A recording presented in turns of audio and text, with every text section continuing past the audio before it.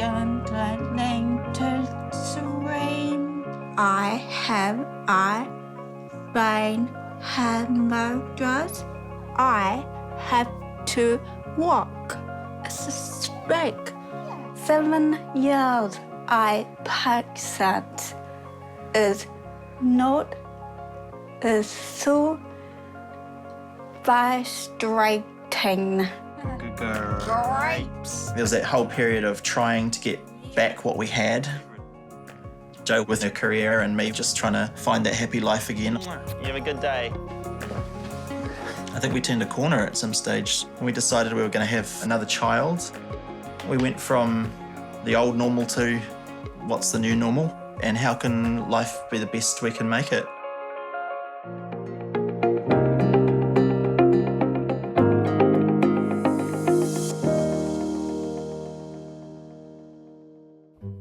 Do you want to introduce yourself or? Yes. I am. No. Sorry. You do. Yeah. You go. Do what you can. My name is Joanne Scott. Nice. Yeah. I'm her husband, Leon Burt. Connor is 7. Alan is 1. Tom, K-I-T, please. Yeah. I have a brain hemorrhage, AVM. That was in 2013. Yep. In July 2013. So Yeah. we're nearly, how many years past it? 7 years. Yeah. Nearly 7 Yeah. years. And it's been quite an interesting journey over that time. I've been through some difficult times with mental health as well. There's been a lot of impact on the whole family, really. Alana, come here. Want to go to Mama? Yeah?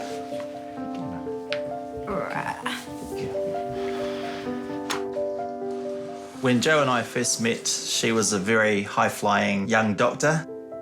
She was starting to specialise in haematology. I had been studying an arts degree, and I was the lowly barrister at Auckland Hospital. And Jo had come out of a relationship and wasn't really looking for someone else to be seeing. There were quite a few doubts about me, I think. Yeah. But slowly over time we overcame those. And then we went on a disastrous date when Jo had been working night shift, didn't like a lot of things that I said on that date, and we didn't go out again for a few months. One of us or the other one of us, depends on who you ask, kept pursuing things. Right, go get ready. When we first got together, we were quite different in our life goals. Yeah. Jo was very much career-driven and a very ambitious person where I'd never really been that. I've always been someone who's happy to sort of go with the flow of life. All right, I'm off. Bye. Bye, Danny. I became a teacher shortly after that because there was an ultimatum about continuing to make coffee for her and her colleagues. Books. Yeah, we had a love of books, didn't we? Yeah. We were very equally matched intellectually. And we got married in, 2011? We always knew that Jo's career was going to be the focal point to some extent of our family, and I was very happy being the man behind a great woman. And Jo was very driven to have an amazing medical career. Haematology was a really powerful academic challenge. As there is for a lot of female doctors, when is the time to sort of interrupt the progress of your career in order to have children?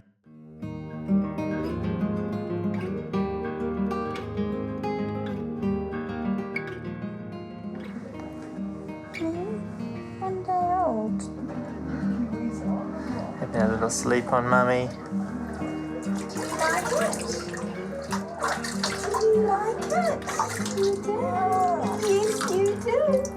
Go for a walk around the domain. Hi, Mum. Hello. Hello. For the first 6 months, Jo was home, and that got me to the end of a school year when I took over and was going to stay home dad with him for at least the next year before we could then put him into daycare or something like that. Jo was studying very, very hard for the exams that would have brought her to be a consultant haematologist.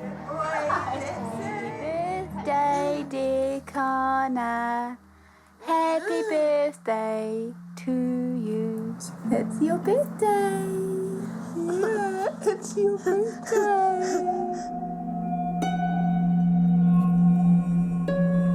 Jo was at work and I got a call from one of Jo's colleagues that something had happened with her brain and to rush out to Middlemore. I got there and I was told that it was a cerebral hemorrhage. At that stage, they said there's about a 50% chance that she'll even make it to surgery, so sort of prepare yourself for the worst. The surgeons told me that they were going to do a craniotomy, which is relieving the pressure on the brain. They could see the AVM, arteriovenous malformation. Usually with the swelling that they wouldn't be able to access the AVM. However, because the process had been so fast, the brain hadn't swelled up as much as it possibly would have. What do you remember of when the hemorrhage happened? Oh. Yeah. Yeah.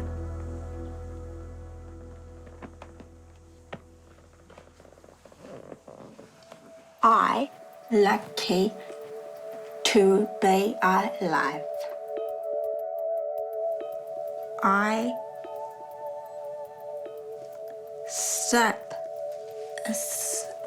We swapped roles to some extent. Yeah. Jo had over a month in Auckland Hospital, followed by 3 months in rehab. So she wasn't in the home at all for a good stretch of time, which meant that I was doing the parenting and being by her side, I guess, a lot of the time.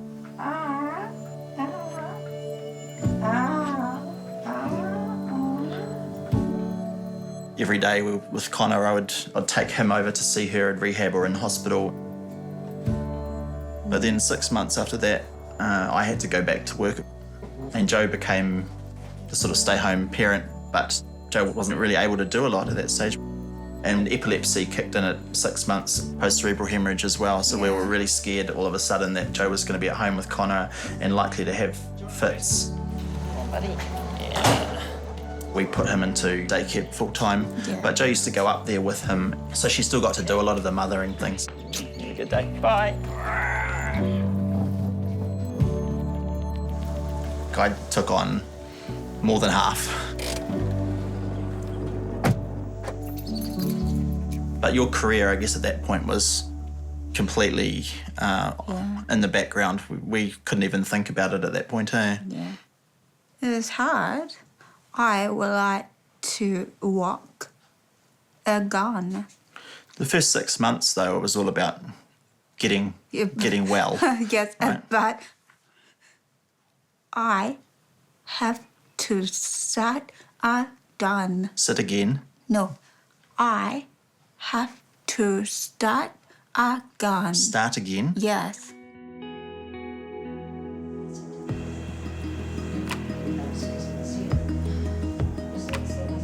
People ask me all the time, what progress is she making? And I say she's constantly making progress. There's always forward progress.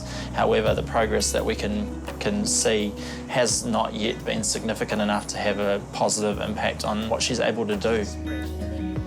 Her very, very clear goal is to get back to her job. I'm quite confident she'll get back language to a really good conversational level, but that extra academic stuff that she's going to need to be a haematologist, I fear might elude her. I want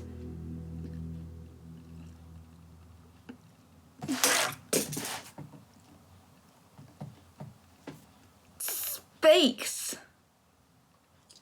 Yeah. I want space. Yeah. Yeah.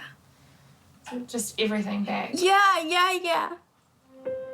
Go. To Yeah. sleep. Let's close. Sleep. Now. Kana. Great. Yeah. She knows exactly what she wants to say. However, to be able to turn that into words, there are a couple of major blocks. The first one is apraxia, which is her mind being able to control her mouth to make the sound she wants to make. The other thing that happens is aphasia, which is a sort of jumbling up of the signals as they come through what was the speech centre, like someone with dyslexia where the letters get twisted up and she sort of can't put them into the right order. Oh, can see you on. Yeah.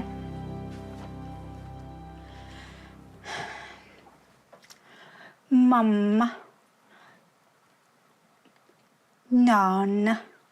None. Tin. Kun. Kun. None. None. None. Chuck is hard to chart is hard work. Yeah. Do you still get frustrated after Yeah. that? Yeah, I know. Yeah. Yeah. You don't show it too bad. Yeah. 7 years I percent is not is so frustrating. Yeah. Everything was about you getting speech back so that you could work again, wasn't it? Yeah. Remember the set of goals we had? We talked Yeah. about conversational language within a year and then struggling to get the academic language back, hopefully in another year after that. But they were just arbitrary goals that we really set for, because we hoped. And it was pretty obvious quite quickly that those weren't going to come back. Yes, but Not in your mind. yeah. No. 5 years. I remember the point Yeah. where you suddenly decided that 5 years was the new goal. Yeah. 7. I don't know. I don't know.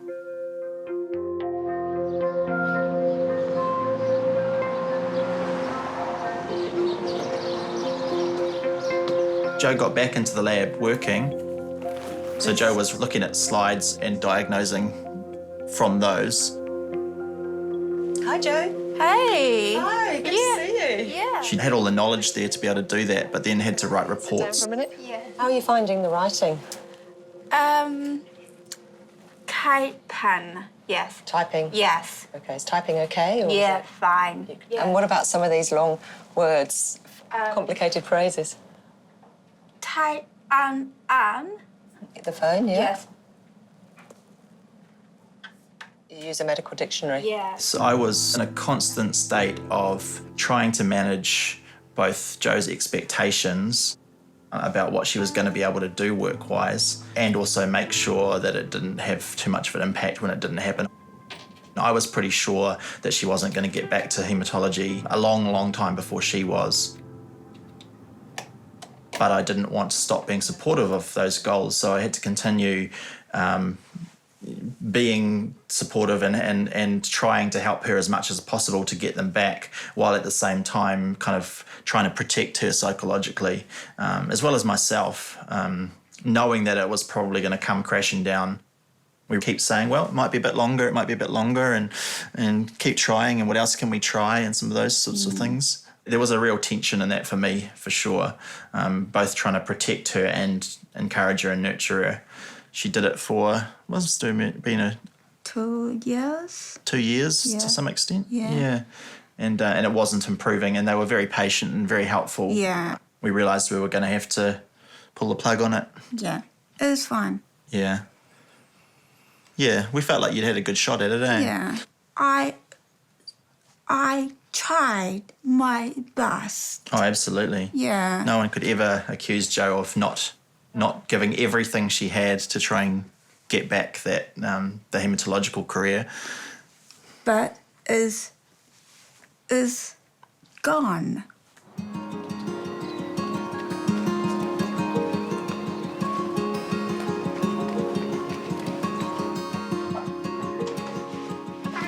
Hi. What happened today? Boring day. Yeah. I was bored today. Ah. What? What happened? Because I couldn't go outside. Oh, raining. Yeah. Yeah. Oh, yeah? I think my mom is amazing. I don't matter if anybody has disabilities or anything that makes them different. They should all care the same. Yes. Ooh. What is it? A flower. Ooh. Joe's cerebral hemorrhage didn't just change her completely, it changed me completely as well. And I had these really strong goals of protecting Connor and supporting Joe. And I think that lasted probably about a year and a half. Even though I was physically tired, I sort of had the ability to keep going. And for me, psychologically, that started to manifest in some pretty unhealthy ways. I kind of crashed. I found it pretty hard to keep pushing. Hey, buddy. All right. It coincided with when Connor was about 2.5. The terrible twos were in full force. I really started to crumble at about that point. Doing typical child things made it difficult to change him. He was problematic at night time, and I started to really struggle with coping. It all came tumbling down for me. I pretty quickly slipped into a form of depression that I wouldn't have ever expected of myself.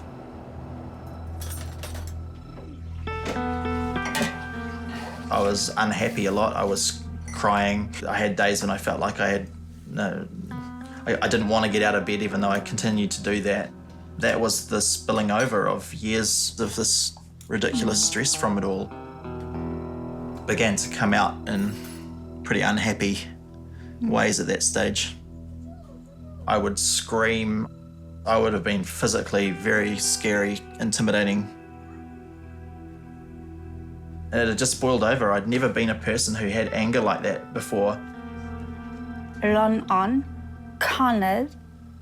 Naughty boy. Yes. All day. I say to you, I can't do this. I've got to hide now. I just got to shut the bedroom door. I would slam the bedroom door and stay in there and put a pillow over my head and I'd hear Connor still screaming and being difficult in the evening. And I just knew I couldn't go out there because I was going to lose it. I am the doctor.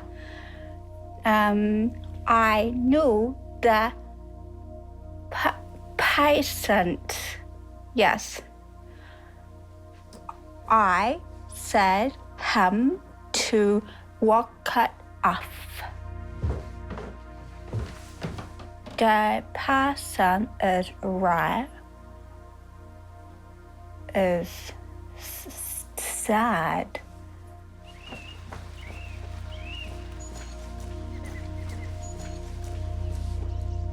There were some times during that period where I thought if I left, some of the strain wouldn't be on me in the same way, and maybe I could be a better father. But I did have a few moments where I thought if I wasn't in my child's life, would he be better off? You always used to just say to me in this quite helpless way, I love you. I felt like even when I was at my worst, you never wavered in telling me that.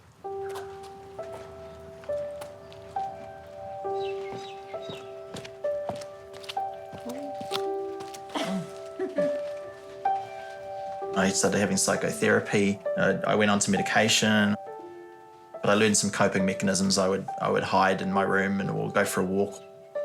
I'm someone who's always been really big on commitment as well, and I thought I'd made this really strong commitment. And once I was on antidepressants, I felt like I could keep going and handle it. Maybe it settled down a little bit. Plus, by the time Connor was about 4, he started to get a bit easier to manage, which helped, didn't it? Yeah. It's been about a week since they introduced these candygrams, and I'm getting a little concerned. I haven't gotten one yet. I never flung potatoes. It's really hard life for him, I guess. He's probably having a struggling, frustrating life. And that makes me sad sometimes. Do you watched the Slurples a few times, but I had no idea what was going on. There's some ups and there's some downs.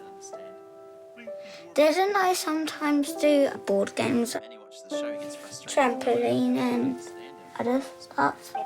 He'll eat a crust of pizza out of the trash can if you give him a quarter. Woohoo! Connor, do you want Weet-Bix or porridge this morning? Pause, please. Alana's too, yeah. Oh yeah, I'll make Weet-Bix for Alana. I used to want my life back, but it's gone. But I want to have another baby. Yeah. I think I wasn't psychologically strong enough to kind of deal with supporting another human being. So Joe desperately wanted to do that, but it took me a few years to feel like I could handle it. Really. No. It was a little bit. It wasn't once you kind of Yes. completely gone. abandoned Yeah. that you realised that Yeah. you weren't going to be able to do the haematology. We were Yeah. started thinking about it more seriously, didn't we? Yeah. When we decided we wanted to have another baby, I had already approached our GP just to make sure that it wasn't going to have an effect on her brain. I needed that to feel secure, and then that I wasn't going to lose my wife by trying to have another baby. We accessed a lot of services with a high-risk pregnancy unit Yeah. at Auckland that made the pregnancy so easy. But we had lots of scans, and we were, I guess, with the high-risk pregnancy unit, we were having constant ability to kind of have scans and things, weren't we? Yeah. There's no perfect timing for things, and that some of the things I was worried about, especially with having Alana, I was completely wrong about, and yeah, some of my fears were completely unfounded.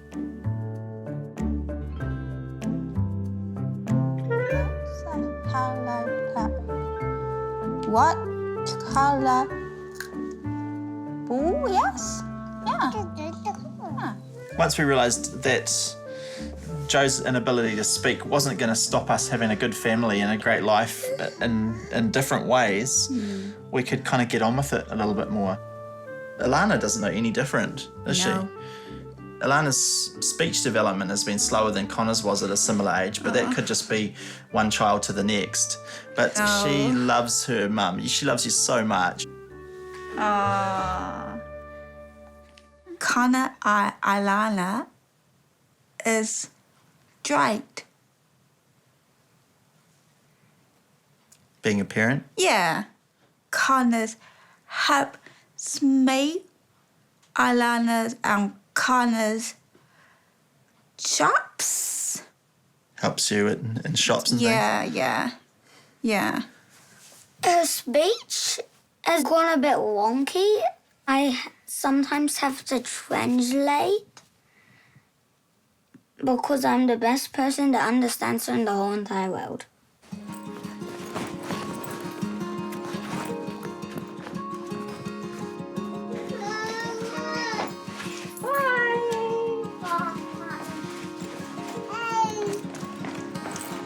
Hi, I love you. Cheek to cheek. Take to take. That's really good. Humpty Humpty Dumpty. Good. Sat on the wall. We're the Masters of Speech Language Therapy program at the University of Auckland.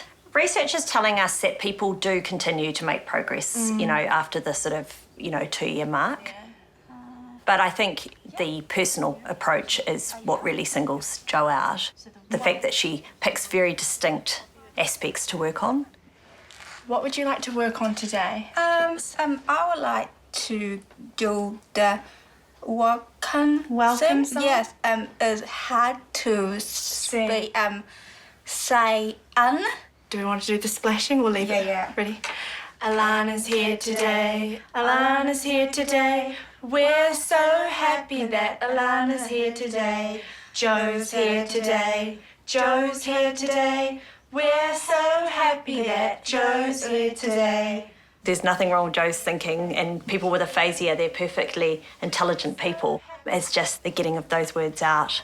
Very frustrating because all those thoughts and opinions and the rich, aspects of language is still in there. It's just getting it out. You get the same presentation in writing as you do in speech, where it's hard for them to get the exact words. Eyes in the water. 3, 2, 1. Beautiful.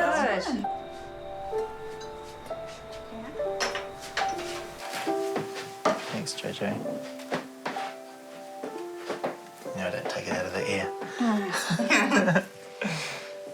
Salana said is 6 months. Yeah, she hasn't heard you doing that well in 6 speech Yeah, months. yeah. Yeah, you've been great today. Yeah, Do you know why? I don't know. No, not sure. Because I heard you say when you were talking to Alana before and you said ringmaster, and I was like, where does that word come from? It's not one you practiced, it just came out. Yeah. Do you think you're less embarrassed? Like, do you No. ever think it was embarrassing, or No. you're still embarrassed? You still, No. Oh, you never felt embarrassed by it. No. It's not your Yeah. fault. Yes. Yeah, Yes. yeah, right. Yeah. It's funny because I'm not embarrassed about the depression stuff either. I think it just own them, eh? I don't have dysmorphia. You still don't see a disability. AVM is lucky. Your AVM, lucky to be alive. Yeah. Mummy. Yeah. It's Mama. It's Mummy. She is. How can we not be thankful for where we are now when we've got these amazing kids and each other still? You gonna put it down? Yeah. Through all of this, I think I've come to think about the concept of disability and ability in a different kind of way. What Jo went through, it affects some parts of her life, and other parts of her life, like family life, can absolutely flourish. Uncle Gary told me the best way to get a girl's attention is by making yourself look unavailable. You don't want to hear this. I look at what I've done well through this time and value that, and acknowledge that I've got things that I'm not good at and have been hard. Or not feeling like Jo's speech is going to stop her doing some really amazing things. There's still so much ability there. I speak is fine at her. Don't speak. That's just who you are now. Yeah. Bye, Bubble. Is that it? Might have to do this again, I think.